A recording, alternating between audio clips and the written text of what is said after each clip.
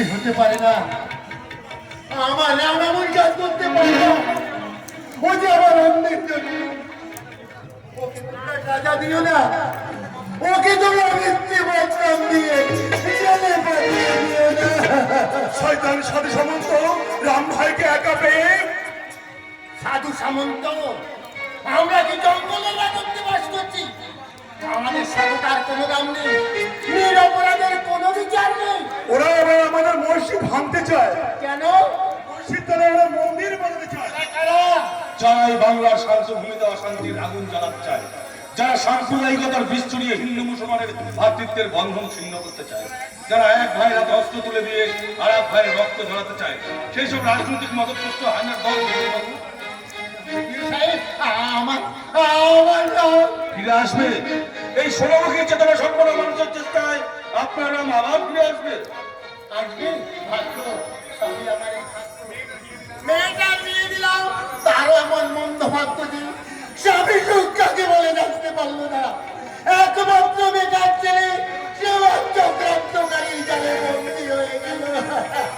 আপনি কিছু চিন্তা করবেন না, আমি রামকে ছাড়িয়ে আনতে যথাযথ চেষ্টা করবো।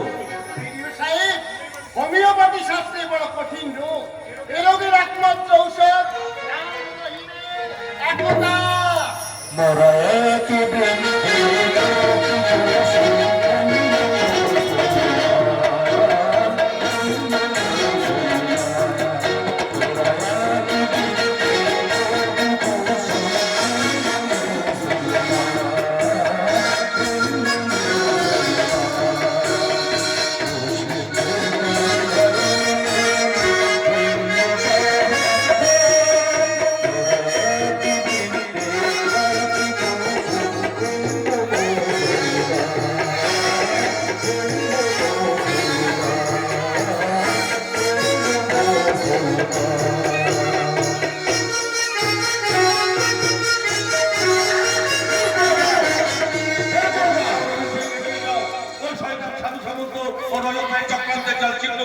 তোমাদের মসজিদ বাঁচাও, পরশুরামের মতো প্রতিবাদী ও পরমুখের যুবকের মুক্তির দাবিতে সোচ্চার হয়ে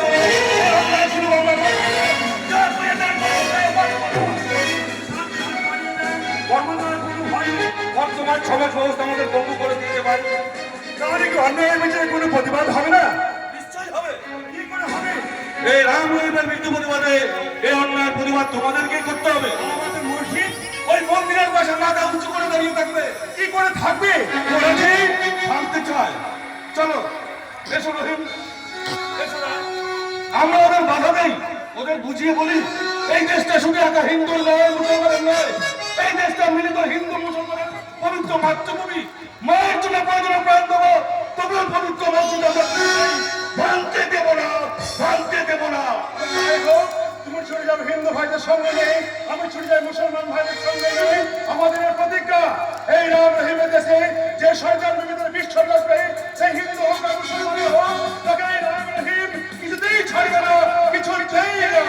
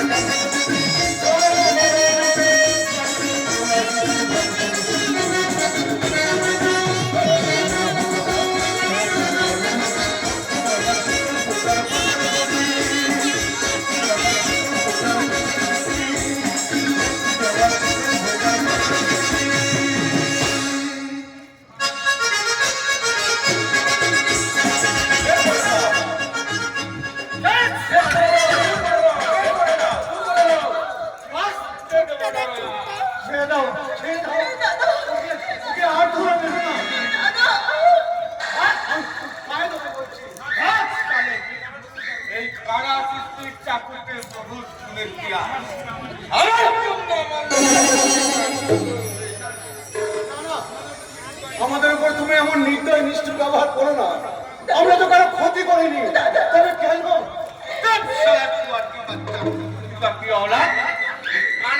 তার কাজের করছি আর কাউকে দেয় না।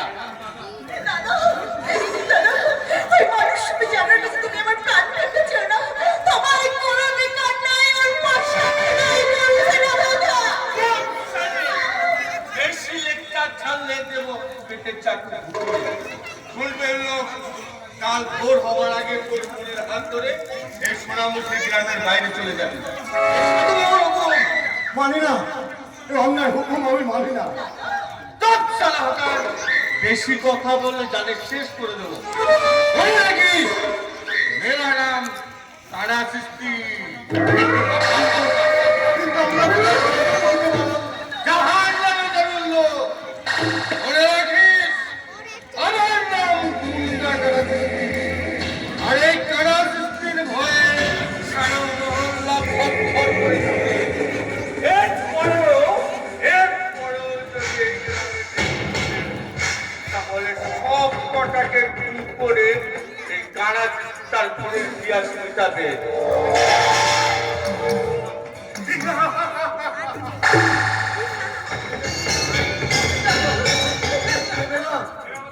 এই আমাদের বাঁচতে দেবে না।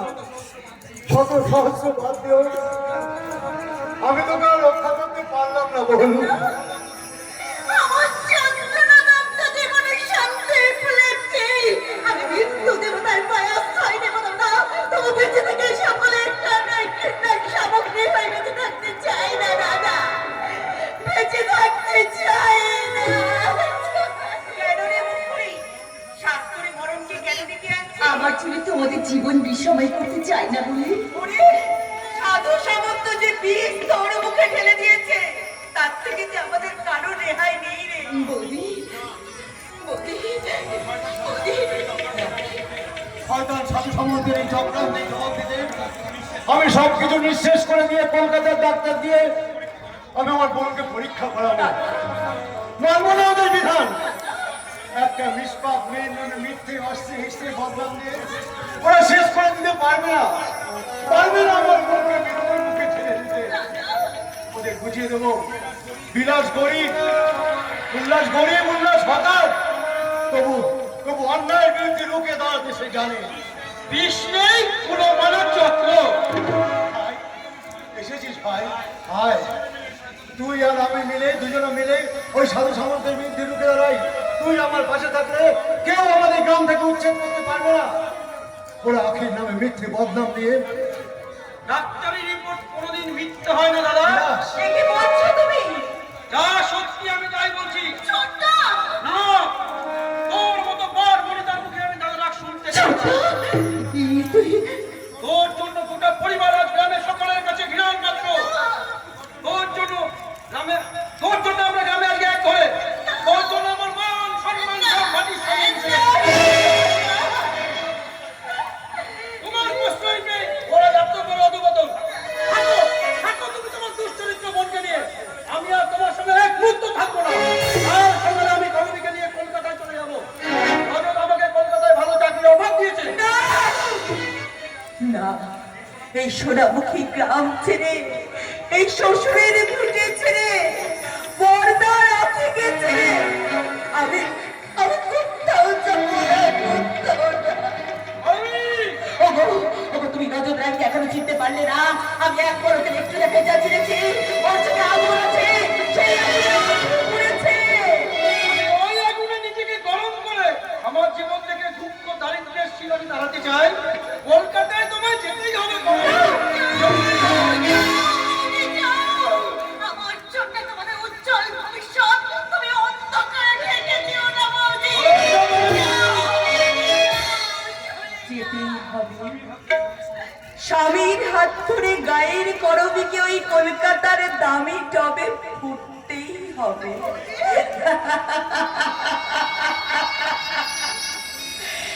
বনের ফুল বনে ফুটে থাকবে, তাই কি কখনো হয়?